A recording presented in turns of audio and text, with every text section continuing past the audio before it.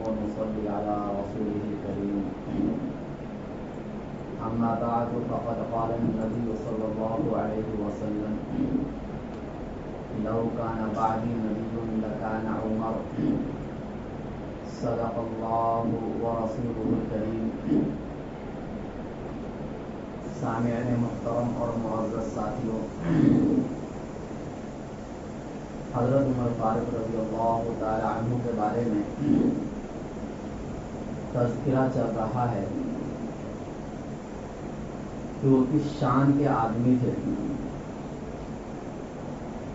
چنانچہ حضرت عمر فاروق رضی اللہ تعالی عنہ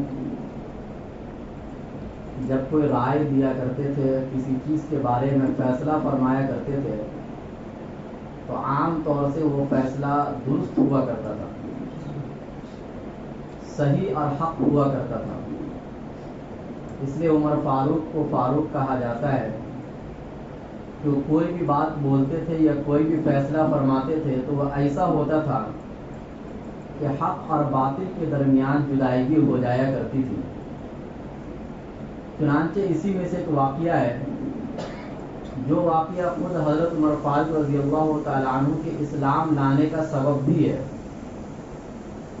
کہ حضرت عبداللہ بن عمر رضی اللہ تعالی عنہ فرماتے ہیں کہ ایک مرتبہ ہم لوگ بیٹھے ہوئے تھے تو ایک سامنے سے خوبصورت شخص آ رہا تھا، تو حضرت عمر فاروق رضی اللہ تعالی عنہ نے یہ کہا کہ میرا گمان یہ ہے کہ یہ آدمی یا تو زمانہ جاہلیت کے دین پر ہے یا اپنی قوم کا کاہن ہے۔ یہ کاہن اس کو بولتے جو غیب کی باتیں بتاتا ہے، ان دونوں میں سے کوئی ایک بات ضرور ہے۔ چنانچہ جب وہ شخص عمر رضی اللہ تعالی عنہ کے پاس آیا تو عمر رضی اللہ تعالی عنہ پھر یہی بات اس کے سامنے بھی دہرائے کہ یا تو زمانہ جاہلیت کے دین پر ہے یا تو اپنی قوم کا کاہن ہے۔ تو اس شخص نے کہا کہ آج کے دن کا سا معاملہ جو مسلمانوں کو پیش آیا ہے ایسا کبھی نہیں پیش آیا تھا۔ تو حضرت عمر نے فرمایا کہ تم ضرور بتاؤ ان دونوں میں سے تم کیا ہو۔ اس نے کہا ہاں میں اپنی قوم کا کاہن ہوں۔ تو عمر رضی اللہ تعالیٰ عنہ نے جو رائے قائم کی تھی کہ اپنے قوم کا کاہن ہے وہ بات درست ثابت ہوئی۔ اس کے بعد عمر رضی اللہ تعالیٰ عنہ نے فرمایا کہ تمہارے پاس غیب کی خبریں جو تمہاری جنیاں لایا کرتی ہے اس میں سب سے حیرت انگیز بات کون سی ہے؟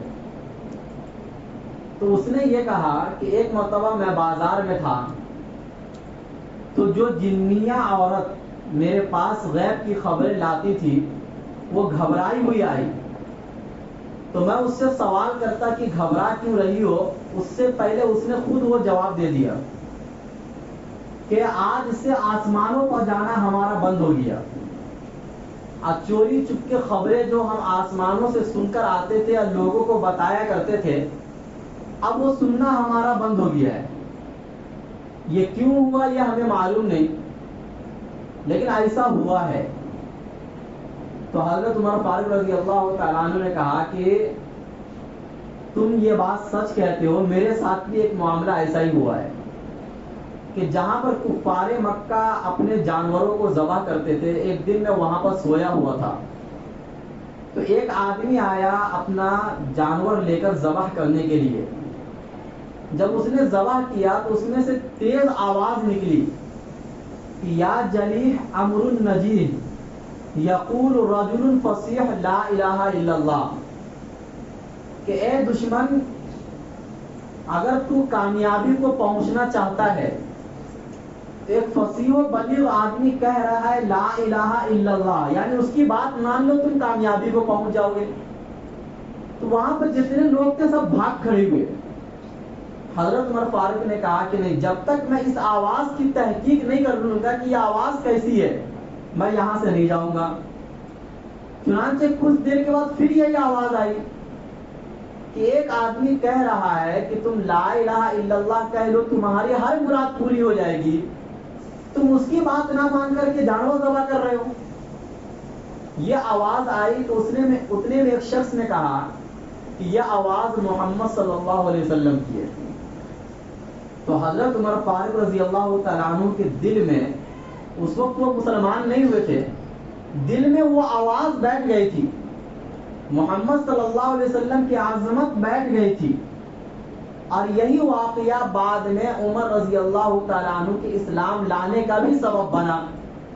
اگرچہ اور بھی واقعات سبب بنے، لیکن یہ واقعہ بھی سبب بنا. اس میں چند باتوں کو سمجھنا ہے. ایک تو عمر رضی اللہ تعالیٰ عنہ کی عظمت سمجھ میں آتی ہے کہ جب وہ کسی چیز کے بارے میں ایک فیصلہ فرما لیتے تھے تو وہ فیصلہ عام طور سے صحیح ہوتا تھا. دوسری چیز یہ سمجھنا ہے کہ آج کل جو بہت سارے لوگ غیب کی خبریں بتاتے ہیں، وہ کہتے ہیں ہمارے پاس ایسا علم ہے جس کے ذریعے سے ہم آپ کو غیب کی خبریں بتلا دیں گے، یا آپ کا ہاتھ دیکھ کر کچھ بتلاتے ہیں، آپ کا نام پوچھتے ہیں، آپ کے والد کا نام پوچھتے ہیں، یا بولتے ہیں کہ میں آپ کے بارے میں پتہ لگا لوں گا. یہ سب جو چیزیں ہوا کرتی ہے، ان کے ساتھ شیاطین اور جنات کا سپورٹ ہوتا ہے.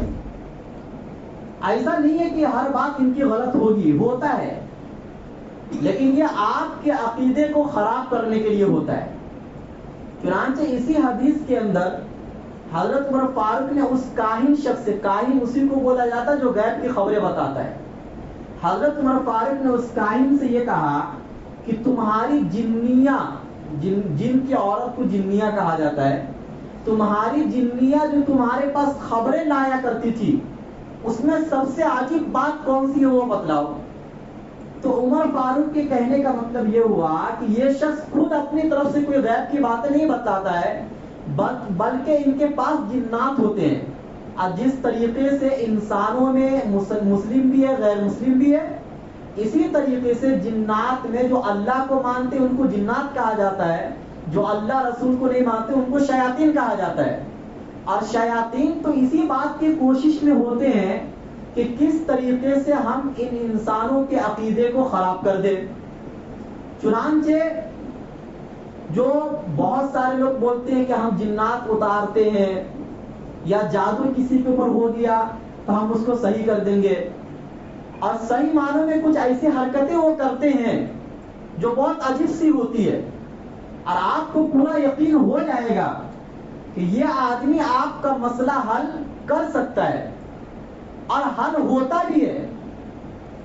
یہ سب اس لیے ہوتا ہے کہ چونکہ جنات ان سے ایسا کام کرواتے ہیں کہ جس کی وجہ سے وہ دائرہ اسلام سے نکل جاتے ہیں، اور ان سے یہ کہتے ہیں کہ تم دوسروں سے ایسا کام کرواؤ کہ وہ بھی دائرہ اسلام سے نکل جائے. چنانچہ ایسے ایسے کلمات یا تو پڑھ کر پھوٹتے ہیں، یا ان کو کہنے کو بولا جاتا ہے جس کی وجہ سے وہ دائرہ اسلام سے نکل جاتے ہیں، اور اس کے بعد جنات اس کا ساتھ چھوڑ دیتے ہیں. تو اب ہمیں ایسا لگتا ہے کہ اس سے ہمارا مسئلہ کیا ہو گیا، حل ہو گیا، حالانکہ وہ جنات آپ کے عقیدے کو خراب کرنے کے لیے آیا تھا. یہ بات خود قرآن کریم کے اندر موجود ہے. سورہ جن کے اندر اللہ فرماتے ہیں کہ وَأَنَّهُ كَانَ رِجَالٌ مِّنَ الْإِنسِ يَعُوذُونَ بِرِجَالٍ مِّنَ الْجِنِّ فَزَادُوهُمْ رَهَقًا، کہ زمانہ جاہلیت میں، نبی کے زمانے میں، کفار مکہ جناتوں کی پناہ لیا کرتے تھے. جیسے ہم اللہ کی پناہ لیتے نا کسی چیز سے بچنے کے لیے، تو وہ لوگ جب جنگلوں میں سفر کرتے تھے تو جنگلوں کے جانوروں سے بچنے کے لیے جناتوں کی پناہ لیتے تھے وہ لوگ. تو جنات لوگ یہ سمجھنے لگے کہ بھائی یہ انسان تو ہمارے محتاج ہے. پہلے جنات انسان سے ڈرا کرتے تھے، چونکہ اللہ نے سب سے زیادہ طاقتور انسانوں کو بنایا ہے، اشرف المخلوقات اللہ نے انسانوں کو بنایا ہے، نہ کہ جناتوں کو. تو جب جنات نے یہ دیکھا کہ یہ تو نظر و نیاز کرتے ہمارے سامنے، ہمارے سے آ کر یہ باتیں پوچھتے ہیں، یا یہ کہ ہمارے سامنے منتیں مانگتے ہیں، یہ ساری حرکتیں جب جناتوں نے دیکھا تو قرآن میں یہ آتا ہے کہ ان کی سرکشی اور بڑھ گئی. یہ انسانوں کو پھر بہت زیادہ پریشان کرنے لگے، اور پریشان کر کر کے پھر ان کے عقیدے کو خراب اور تباہ و برباد کرنے لگے. چنانچہ اب جتنا کچھ ہمارے ساتھ ہوتا ہے ان میں سے تو زیادہ تر وہ ہے جو وہمی ہے. ہم بہت سے مواقع پر ہمارے اوپر کچھ نہیں ہوتا ہے، لیکن ایک وہم کے شکار ہو جاتے ہیں اور ہمیں ایسا لگتا ہے کہ ہمارے اوپر کسی نے کچھ کیا ہے، اور پھر ہم کسی کے پاس جاتے ہیں، پھر وہ کچھ پڑھ کر دیتا ہے جس کی وجہ سے ہمیں ایسا لگتا ہے کہ وہ چیز ٹھیک ہو گئی، حالانکہ وہ وہم ہوتا ہے، لیکن ہمارا عقیدہ اس سے اب جڑ گیا کہ اس نے ہمیں صحیح کر دیا ہے۔ تو یہ سب چیزیں جتنی ہوا کرتی ہیں، دیکھو جادو ہو سکتا ہے، جادو کا انکار نہیں کیا جا سکتا ہے، لیکن ان میں زیادہ تر چیزیں وہ ہیں جو وہمی ہیں، اور زیادہ تر جنات اور شیاطین آپ کو پریشان کرتے ہیں۔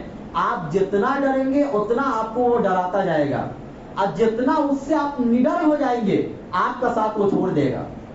یہ جنات کی پہچان ہے کہ اگر آپ اس سے ڈر گئے تو وہ اور ڈرائے گا، اور اگر آپ اس سے نہیں ڈرے، قرآن کی تلاوت آپ نے کرنا شروع کر دیا، یہ جو طریقے قرآن و حدیث میں بتائے گئے ان طریقوں کو آپ نے اپنایا، تو فوراً وہ آپ کا ساتھ چھوڑ دیں گے۔ اور اگر آپ کسی کے پاس چلے گئے، کسی عامل کے پاس ان چیزوں کو ختم کرنے کے لیے، تو اب وہ آپ کا سہارا اس نے لے لیا، کبھی آپ کو پریشان کرے گا، کبھی کسی اور کو پریشان کرے گا، اور اس طریقے سے آپ کے چکر لگتے رہیں گے عاملوں کے پاس۔ چنانچہ یہ سب چیزیں زیادہ تر انہی لوگوں کو ہوتا ہے جو ان چیزوں کا عقیدہ زیادہ رکھتے ہیں۔ جن کا یہ سب عقیدہ نہیں ہوتا وہ یہ سب چیز کو مانتے نہیں ہیں، جو لوگ ان کو یہ سب چیز ہوتا بھی نہیں ہے۔ چنانچہ عرب ممالک کے اندر کبھی آپ نہیں سنیں گے کوئی عامل ہوتا ہے، عربوں میں کبھی آپ نہیں سنیں گے کوئی عامل ہوتا ہے، اور کبھی آپ نہیں سنیں گے کہ عربوں میں کسی کے اوپر جنات چڑھ گیا اور وہ کسی کے پاس آئے وہ جنات چھڑانے کے لیے، کیونکہ وہ ان سب چیزوں کا نہ اتنا عقیدہ رکھتے ہیں نہ ڈرتے ہیں، لہذا جنات ان کو پریشان نہیں کرتے ہیں۔ یہ سب چیز زیادہ تر ہمارے ملکوں میں ہوتا ہے، اس لیے ہمارے ملکوں میں پریشان بھی زیادہ کرتے ہیں۔ اس لیے اپنے عقیدے کو درست رکھنا چاہیے، ڈر اور خوف اللہ کا ہونا چاہیے، کبھی بھی کچھ اس طریقے کی چیزیں ہو تو اللہ کی پناہ مانگنا چاہیے، انشاءاللہ یہ سب چیزیں دور ہو جائیں گی۔ تو بہرحال اس حدیث سے یہ سمجھ میں آیا کہ غیب کی خبریں کسی کے پاس ہوتی نہیں ہیں، جو کوئی آپ کے بارے میں بتلاتا ہے حقیقت میں اس کے پاس جنات یا تو خبریں لا کر دیتے ہیں یا 100 جھوٹ ہوتے ہیں، اس میں سے کوئی ایک سچ ہوتا ہے، اور اسی ایک سچ پر آپ کا عقیدہ جم جاتا ہے، جس کی وجہ سے آپ کا عقیدہ اللہ سے ہٹ کر غیر اللہ سے جڑ جاتا ہے، اور آپ پھر انہی سے کچھ بھی مانگنے لگ جاتے ہیں۔ اللہ ہم سب کی ان سب چیزوں سے حفاظت فرمائے۔ دوسرے حضرت عمر فاروق رضی اللہ تعالیٰ عنہ اتنے جلیل القدر صحابی تھے اور اتنے مضبوط پائے کے آدمی تھے کہ اللہ کے نبی صلی اللہ علیہ وسلم خود ان کے اسلام لانے کے لیے دعا کر رہے ہیں۔ چنانچہ اللہ کے سامنے ہاتھ اٹھاتے اور فرماتے ہیں کہ اللہم اعز الاسلام بأحب هذین الرجلین الیک، اے اللہ آپ اسلام کو عزت دے، طاقت دے، قوت دے دو شخصوں میں سے کسی اس ایک کے اسلام کو قبول کر کے، بأبی جہل او بعمر ابن الخطاب، یا تو ابو جہل کے ذریعے سے یا عمر ابن الخطاب کے ذریعے سے، چونکہ یہ دونوں مکہ میں بہت بہادر مانے جاتے تھے اور ان کے فیصلے کو آخری فیصلہ مانا جاتا تھا۔ ان دونوں میں سے کسی ایک کا اسلام لانا اسلام کو مضبوط بنا دینا تھا۔ چنانچہ اللہ تعالی نے دعا قبول فرمائی عمر فاروق رضی اللہ تعالیٰ عنہ کے حق میں، اور نبی صلی اللہ علیہ وسلم کے دربار میں آ کر انہوں نے اسلام کو قبول کیا۔ جب عمر رضی اللہ تعالیٰ عنہ اسلام قبول کیے تو جو نبی نے کہا تھا کہ ان کے اسلام لانے کی وجہ سے عزت ملے گی مسلمانوں کو، ویسا ہی ہوا۔ چنانچہ پھر عزت کی زندگی تمام مسلمان جینے لگے، صرف ایک شخص کے اسلام قبول کرنے کی وجہ سے۔ پھر عمر رضی اللہ تعالیٰ عنہ جب اسلام لائے ہیں تو ایسا نہیں کہ وہ بہت بہادر تھے اپنے قوم میں تو ان کو اسلام لانے کی وجہ سے مشکلات کا سامنا نہ کرنا پڑا ہو، ایسا نہیں ہے۔ چنانچہ بخاری کی حدیث میں آتا ہے کہ جب وہ اسلام لے کر آئے تو جتنے ان کے ساتھ اٹھنے بیٹھنے والے لوگ تھے ان لوگوں نے یہ پلاننگ بنائی کہ عمر فاروق کا قتل کر دو۔ چنانچہ گھر میں بیٹھے ہوئے تھے دروازہ بند کر کے، عاص بن وائل سہمی نام کا ایک آدمی تھا جو عمر فاروق کا دوست تھا، لیکن وہ مسلم نہیں تھا، وہ آیا گھر کے اندر, اس نے کہا کہ آپ اتنے ڈرے سمے کیوں بیٹھے ہوئے ہو, اتنے بڑے بہادر لیکن گھر میں بیٹھے ہوئے ہیں. کہا کہ لوگ میرے بارے میں یہ ارادہ بنا رہے ہیں کہ اگر میں اپنے اسلام کو ظاہر کروں گا لوگوں کے سامنے تو وہ مجھے قتل کر دیں گے. تو عاص بن وائل سہمی نے کہا کہ تمہیں ڈرنے کی کوئی ضرورت نہیں ہے, میرا ساتھ رہے گا تمہارے ساتھ, میں تم کو امر دیتا ہوں, کوئی تمہیں کچھ نہیں کرے گا. چنانچہ جب وہ باہر نکلے گھر سے تو ایک میدان مکہ کے اندر دیکھے پورا میدان لوگوں سے بھرا ہوا ہے. تو کہا آئینہ تریدون, تم کیا چاہتے ہو تم لوگ؟ تو ان لوگوں نے کہا کہ نرید ھذا ابن الخطاب الذی صبا, ہم یہ ابن خطاب کا ارادہ کرتے ہیں کہ جو بے دین ہو گیا ہے, ہم اس کے قتل کرنے کا ارادہ کرتے ہیں. تو اس شخص نے یہ کہا کہ تمہارے لیے کوئی راستہ نہیں ہے وہاں تک جانے کا, تم اس کو کچھ بھی نہیں کر سکتے, میں نے امر دے دیا ہے. چونکہ عرب کا دستور تھا کہ اگر کوئی کسی کو امر دے دیتا تھا تو آپ اس کا کچھ بھی بگاڑ نہیں سکتے تھے. اسی وجہ سے جب مکہ فتح ہوا تھا تو حضرت اللہ کے نبی صلی اللہ علیہ وسلم نے یہ اعلان کیا تھا کہ اگر کوئی ابو سفیان کے گھر میں چلا جائے گا تو اسے امن ہے, کوئی خالد بن ولید کے گھر میں چلا جائے گا اسے امن ہے, کوئی مکہ میں آ جائے حرم میں آ جائے گا اسے امن ہے. تو اس زمانے میں اگر کوئی کسی کو امن دے دیتا تھا تو آپ اس کا کچھ بھی بگاڑ نہیں سکتے تھے, یہ عرب کا دستور تھا.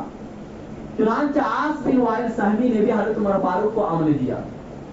اس کے بعد جب معاملہ ٹھنڈا ہوا تو حضرت عمر فاروق نے یہ سوچا کہ میں اپنے اسلام کو ایسے چھپا کر نہیں رکھ سکتا ہوں.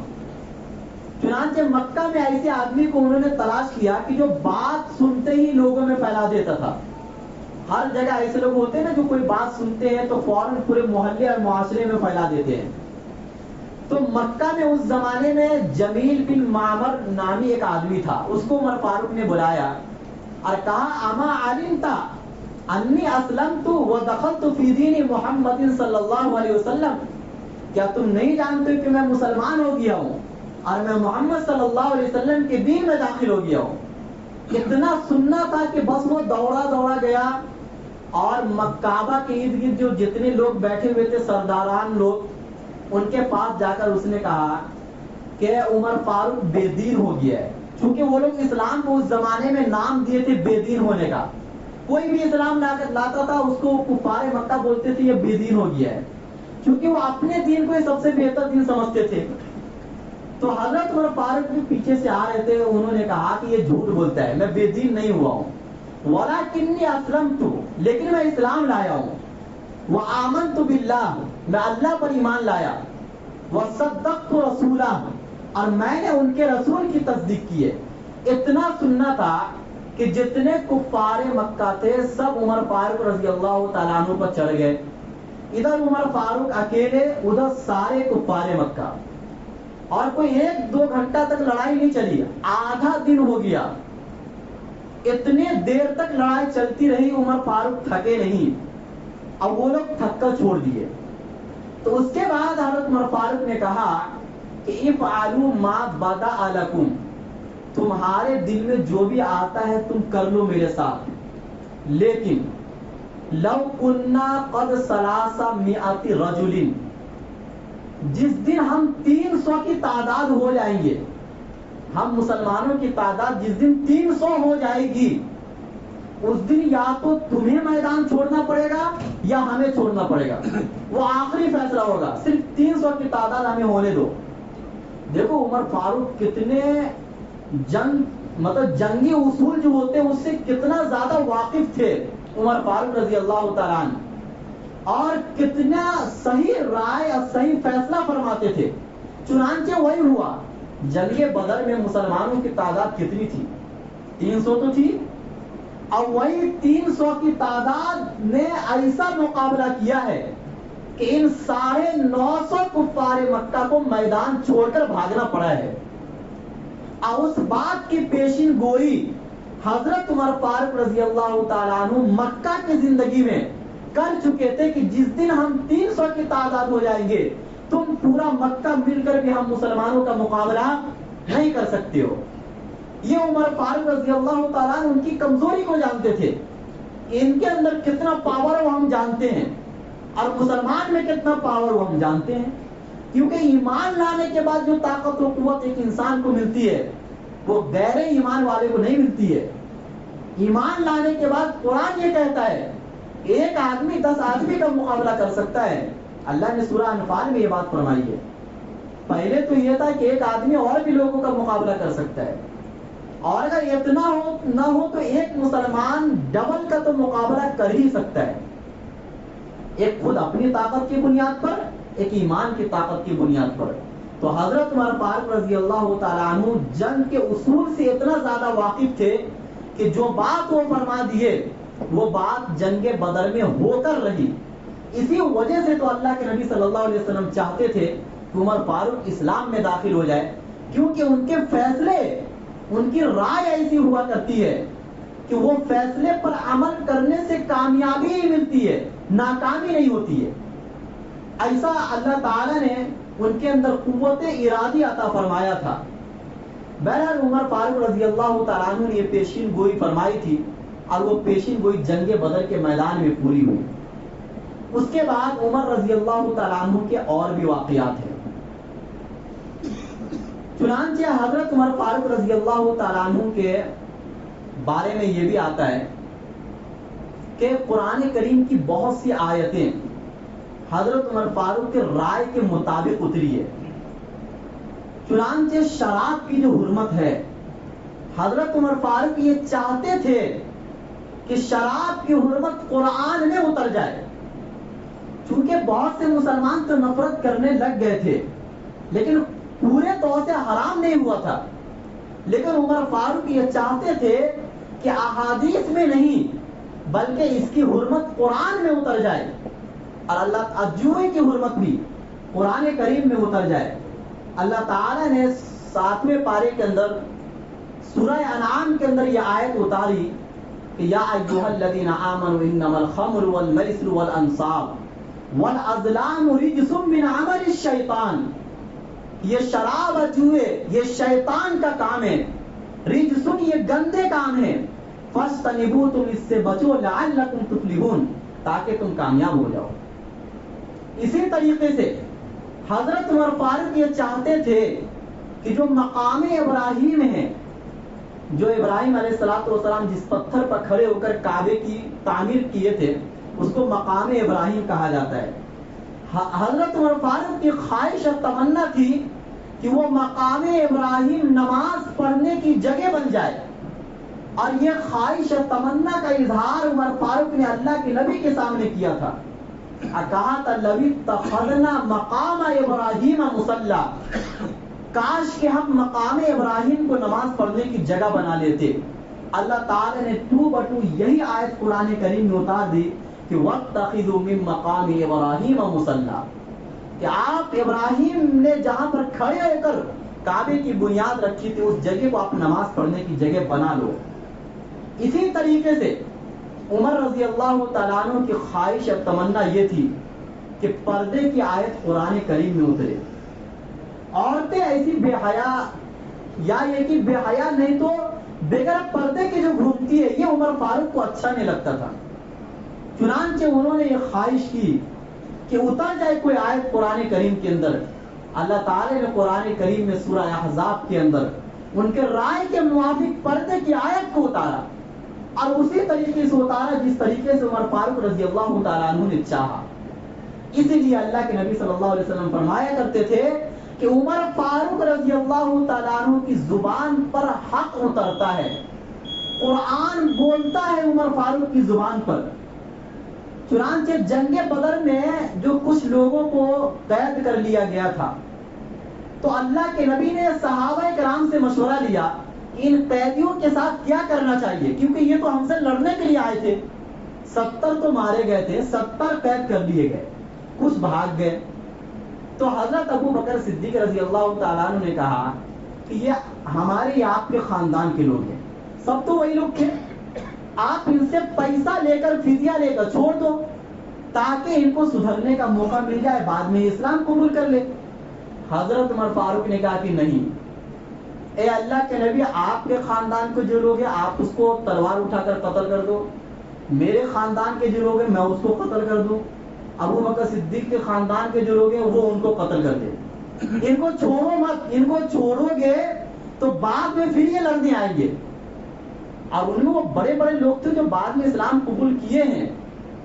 چنانچہ حضرت عباس رضی اللہ تعالیٰ جو نبی صلی اللہ علیہ وسلم کے چچا محترم ہیں، جو بعد میں اسلام قبول کیے، وہ بھی قیدیوں میں سے تھے.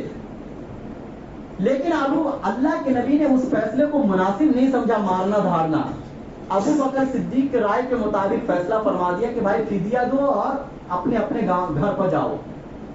اللہ تعالیٰ نے فوراً قرآن کریم میں آیت اتاری سورہ انفال میں کہ لولا کتاب من اللہ سبق لمسکم فیما اخذتم عذاب عظیم، کہ اگر پہلے سے لوح محفوظ میں فیصلہ ہو چکا نہ ہوتا کہ میں نبی کے رہتے ہوئے عذاب نہیں بھیجوں گا تو میں ابھی عذاب بھیج دیتا. اور صحابہ کہا کرتے تھے کہ اگر عذاب آتا تو عمر فاروق کے علاوہ کوئی بھی نہیں بچتا. فرمایا کہ عمر فاروق کی رائے صحیح تھی. اللہ کے نبی سے اللہ نے فرمایا کہ آپ کا فیصلہ عمر فاروق کے مطابق ہونا چاہیے تھا. لہذا نبی کو یہ زیب نہیں دیتا ہے کہ وہ پیسہ لے کر چھوڑ دے، یہ مناسب نہیں ہے کسی نبی کے لیے. لہذا جو لڑنے آئے ہیں ان کو چھوڑنے کا کوئی حق نہیں بنتا ہے. عمر فاروق رضی اللہ تعالیٰ عنہ نے جو فیصلہ فرمایا تھا وہ فیصلہ بالکل درست تھا. تو اس طریقے سے اور بھی تقریباً علامہ جلال الدین سیوطی رحمۃ اللہ علیہ فرماتے ہیں کہ 18 یا 20 آیتیں ایسی ہیں قرآن کریم کے اندر جو عمر فاروق کے رائے کے مطابق اتری ہے. اور عبداللہ بن عمر رضی اللہ تعالیٰ عنہ فرماتے ہیں، صحیح ترمذی کی حدیث ہے کہ مسلمان کوئی ایک رائے دیتے تھے اور کوئی ایک رائے اسی معاملے میں عمر فاروق دیتے تھے تو قرآن اترتا تھا عمر فاروق کے رائے کے مطابق. گویا کہ صرف یہ 20 واقعہ نہیں، ایسے کئی واقعات ہیں کہ مسلمان کچھ اور فیصلہ فرما رہے ہیں، حضرت عمر فاروق کوئی اور فیصلہ فرما رہے ہیں، اور قرآن اترتا تھا عمر فاروق کی زبان کے مطابق. اسی بنیاد پر اللہ کے نبی نے فرمایا تھا کہ لو کان بعدی نبی لکان عمر، کہ اگر میرے بعد کسی کو نبی بننے کا حق ہوتا تو عمر فاروق رضی اللہ تعالیٰ عنہ کو ہوتا، کیونکہ ان میں جو وصف پایا جاتا ہے، جو صفت ان کے اندر پائی جاتی ہے، وہ نبوت والی صفت پائی جاتی ہے. اللہ تعالیٰ ہم سب کو عمر فاروق رضی اللہ تعالیٰ عنہ کے